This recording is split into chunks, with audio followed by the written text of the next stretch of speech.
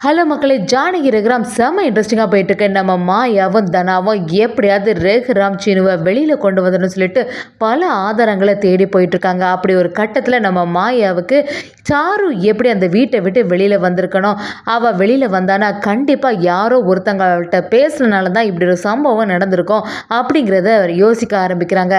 அதே சமயத்தில் சாரு ஃபோனில் பேசினதை நம்ம தானா பார்த்துருக்காங்க.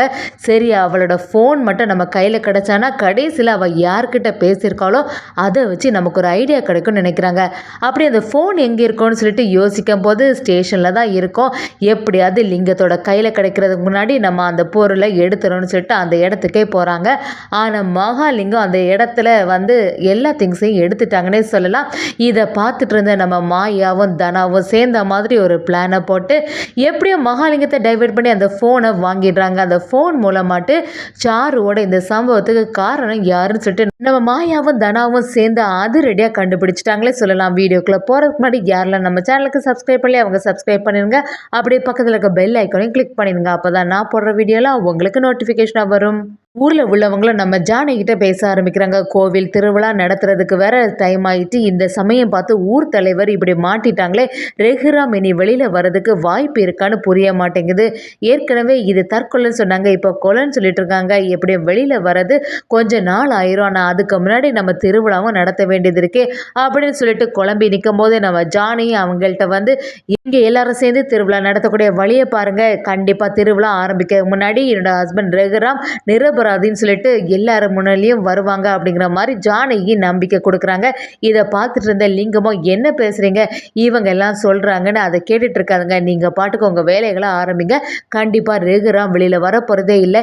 என்னோட பொண்ணு நிலைமைக்கு காரணமான அந்த குடும்பத்தை நான் சும்மா விட போகிறதில்ல, அது எப்படி நான் அவங்கள வெளியில் விடுறதுக்கு அனுமதிப்பேன் அப்படிங்கிற மாதிரி லிங்கம் அந்த இடத்துல சொல்லும்போது மணியும் யாருக்கு மேலே தப்பு இருக்குன்னு சொல்லிட்டு கொஞ்ச நாளில் நிரூபிக்கப்படும், அந்த டைமில் நீங்கள் என்ன செய்ய போகிறீங்க அப்படிங்கிற மாதிரி சரியாக கேட்கும்போது லிங்கமும் உங்கள்கிட்ட நான் இதை பற்றி கேட்கல, நீங்கள் இந்த விஷயத்தில் தலையிடாதுன்னு சொல்லிட்டு நம்ம மணியை திட்ட ஆரம்பிக்கிறாங்க. அப்படி ஊர் மக்கள் எல்லாரும் இருந்துட்டு இருக்கும்போது திடீர்ந்தால ஒரு ஆள் இங்கே பாருங்க, கோவில் சேவல் இப்படி ஒரு நிலைமை ஆயிடுச்சு, இதுக்கு காரணம் என்னன்னு தெரிய மாட்டேங்குது.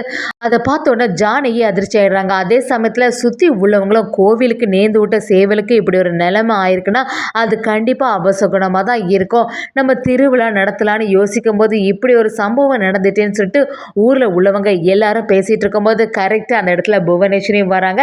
இதை கொஞ்சம் கூட நம்ம ஜானகி எதிர்பார்க்கல. அந்த இடத்துல புவனேஸ்வரியும் என்ன பேசுகிறீங்க, ஊர் கோவிலில் உள்ள மரத்தில் ஒரு சம்பவம் நடந்திருக்கு, அப்படி ஒரு துர்சம்பவம் நடந்த பிறகு கோவிலில் உள்ள புனிதம் கெட்டுறாதா, அது மட்டும் இல்லாமல் இது எல்லாத்துக்கும் காரணம் இந்த ரகுராம் குடும்பம் தான்.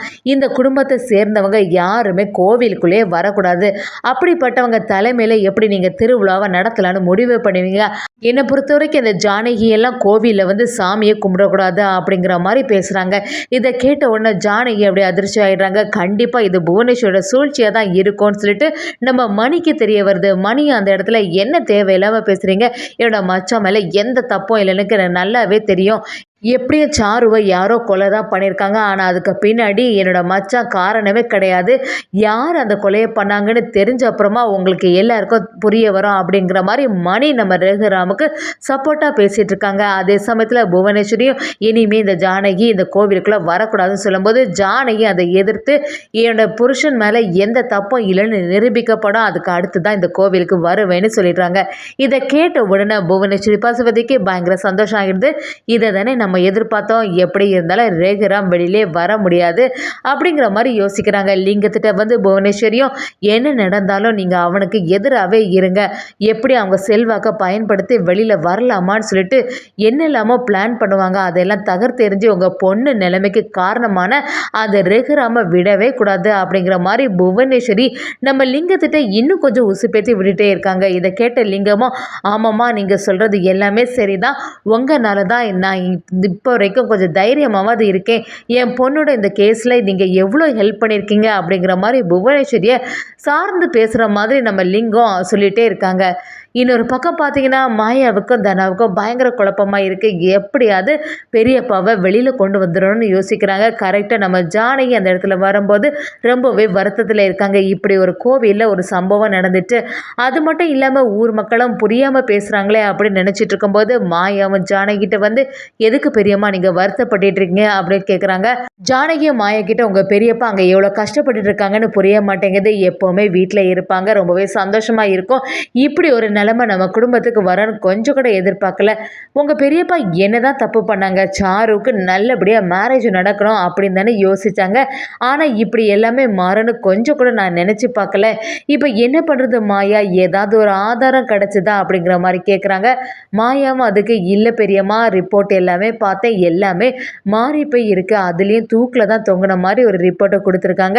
இப்ப என்ன பண்றதுன்னு புரிய மாட்டேங்குது." அப்படின்னு சொல்லிட்டு மாயா யோசிக்கும்போது, அப்படியே அவங்களுக்கு ஒரு ஐடியா வருது. கண்டிப்பா சாரு வீட்ல இருந்து வெளியில போயிருக்கான்னா, அதுக்கு பின்னாடி ஏதோ ஒரு சூழ்ச்சி இருக்கு. யாரோ சொன்னனால தான் அவ வீட்ட விட்டு வெளியில போயிருக்கணும்.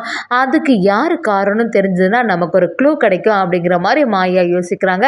தனா, லாயர், மாயா எல்லாரும் சேர்ந்த மாரி இந்த திட்டத்த போடுறாங்க. அந்த டைம்ல நம்ம மாயாவும் ரகுராம் பெரியப்பா தான் கடைசி நேரத்துல சாரு கிட்ட போய் சமாதானப்படுத்துற மாரி பேசியிருப்பாங்க. அந்த டைம்ல சாருக்கு ஏதோ ஃபோன் கால் வந்ததாட்டு சொன்ன மாதிரி இருந்துச்சு. கண்டிப்பா அந்த ஃபோன்ல யாரோ கூப்பிட்டுருக்காங்க. அதனால தான் சாரு வீட்ட விட்டு போயிருக்கா. அத முதல்ல கண்டுபிடிக்கணும். அவளோட ஃபோன் மட்டும் நம்மகிட்ட மாட்டிக்கிட்டுன்னா, அதுக்கப்புறமா நமக்கு இன்னொரு தடயம் கிடைக்கும்னு சொல்லிட்டு நம்ம மாயா யோசிக்கிறாங்க. சரி, அந்த ஃபோனு தான் இப்ப எங்கே இருக்கும்னு தெரிய மாட்டேங்குதுன்னு சொல்லும்போது, கண்டிப்பா ஸ்டேஷன்ல தான் இருக்கும். ஸ்டேஷன்லேருந்து மகாலிங்கத்தோட கையில மாட்டிச்சுன்னா, அவங்க கிட்டேருந்து வாங்குறது ரொம்பவே கஷ்டம். அதுக்கு முன்னாடி நம்ம போய் அத வாங்கிடலாம் அப்படின்னு யோசிக்கிறாங்க. அந்த அதிகாரிகள்ட்ட ஃபோன் பண்ணும்போது அவங்களும், "நாங்க இப்போ தான் அவங்க அப்பா மகாலிங்கத்துக்கிட்ட இந்த பொருள் எல்லாம் ஒப்படைக்கணும்னு சொல்லிட்டு ஃபோன் பண்ணி கூப்பிட்டுருக்கோம். அவங்க வர்றதுக்கு முன்னாடி நீங்க இந்த பொருள் எல்லாம் எடுத்துருக்கங்கன்னு" சொல்லிட்டு நம்ம மாயாவுக்கு ஆதரவா இருக்காங்க. அதே சமயத்துல மாயாவும், தனாவும் சேர்ந்து ஃபாஸ்ட்டா ஸ்டேஷனுக்கு வராங்க. கரெக்ட்டா அவங்க வரும்போது லிங்கமும் அந்த இடத்துல வந்துறாங்க. லிங்கத்த பார்த்தோன்னே நம்ம மாயா அப்படியே பின்னாடி ஒளிஞ்சிடுறாங்க. இத பார்த்தோன்னே மகாலிங்கமும், "இது வந்து சாருவோட ட்ரெஸ் எல்லாம் இதுல இருக்கு. அவளோட திங்ஸ் எல்லாம் இருக்கு. இத நீங்களே வச்சுக்கோங்க. அப்படி இதுல ஒரு சைன் போட்டுருங்க." அப்படிங்கிற மாரி அதிகாரிகள் சொல்லிடுறாங்க. லிங்கத்துக்கு அத பார்த்தோன்னே இன்னும் கொஞ்சம் வருத்தம் ஆயிடுது. இப்படி நம்ம பொண்ணு நிலைமை ஆயிட்டே. இப்படி ஒரு நிலைமை ஆகும்னு நான் கொஞ்சம் கூட எதிர்பார்க்கல. சாருமான்னு சொல்லிட்டு அந்த துணிய அப்படியே கெட்டிப்பிடிச்சு அந்த இடத்துலயே அழ பார்க்குறாங்க மகாலிங்கமும். இதெல்லாம் தூரமா இருந்து பார்த்துட்டு தனாவும் மாயக்கிட்ட வந்து, "லிங்கம் கொஞ்சம் பாவம் தான் பாத்தியா? சாரு மேல ரொம்பவே பாசமா இருந்தாங்க. ஆனா சாருக்கு இப்படி ஒரு நிலைமைக்கு காரணமானது யாருன்னு கண்டிப்பா கண்டுபிடிக்கணும். இப்போ ஃபோனு லிங்கத்திட்ட மாட்டிட்டு என்ன பண்றது அவங்கள்ட்ட இருந்து எடுக்கிறதுக்கு?" அப்படின்னு சொல்லும்போது, நம்ம மாயாவும் தனாவும் மகாலிங்கத்துக்கு பின்னாடியே நின்னுட்டு இருக்காங்க. தனா கிட்ட வந்து நம்ம மாயாவும் எப்படியாவது இந்த லிங்கத்தை டைவர்ட் பண்ணணும். அந்த டைம்ல கரெக்டா அந்த ஃபோனை நான் எடுத்துருவேன். கொஞ்ச நேரத்துல அது என்ன நம்பருக்கு கால் பண்ணியிருக்கான்னு பார்த்தாலே போதும்ல, அப்படிங்கிற மாதிரி நம்ம மாயாவும் தனாவும் ஒரு ஐடியாவை போடுறாங்க. அதே சமயத்துல தனாவும் வந்து நம்ம மகாலிங்கத்தை வேற மாதிரி திசை திருப்பிட்டு இருக்காங்க. மாயா கரெக்டான சமயத்துல அந்த ஃபோனை எடுத்துறாங்கன்னே சொல்லலாம். ஒரு வழியா அந்த ஃபோன்ல உள்ள கால் எல்லாத்தையும் ட்ராக் பண்ண ஆரம்பிக்கிறாங்க. ஒரு கட்டத்துல நம்ம மாயா எல்லாத்தையும் விசாரிச்சு அதுக்கு பின்னாடி புவனேஸ்வரியும் கார்த்தியும் தான் இந்த சூழ்ச்சியில ஒளிஞ்சிருக்காங்கன்னு சொல்லிட்டு நிரூபிச்சிட்டாங்கன்னே சொல்லலாம். அதே சமயத்துல லிங்கமும் இதை தெரிஞ்சுக்கிட்டு புவனேஸ்வரிக்கு எதிராகவே எல்லா சாட்சியும் சொல்ல ஆரம்பிக்கிறாங்க.